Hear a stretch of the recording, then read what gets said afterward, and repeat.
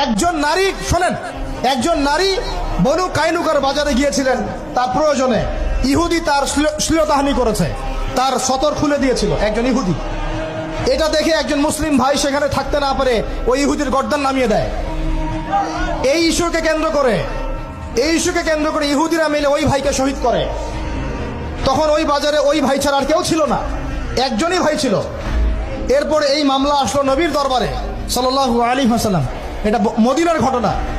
নবী সাল্লাল্লাহু আলাইহি ওয়াসাল্লাম ওই সাহাবীকে তো দোষারোপ করেনই নাই, ওই সাহাবীকে দোষারোপ করেন নাই, বরং নিজে বর্ম পরে অন্য সাহাবীদেরকে বলেছেন তোমরা বের হও, আমরা বনু কাইনুকা আক্রমণ করবো, ওকে এখান থেকে বের করে দেবো।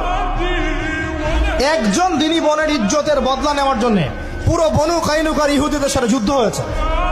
আর আমাদের বোনরা স্বেচ্ছায় ইজ্জত বিলি দিচ্ছ। তোমরা হচ্ছে মাটির তলে চলে যাও, তোমাদের বেঁচে থাকার চেয়ে মাটির তলে চলে যাও। তোমরা নিজেরা স্বেচ্ছায় ইজ্জতের বিসর্জন দিচ্ছ।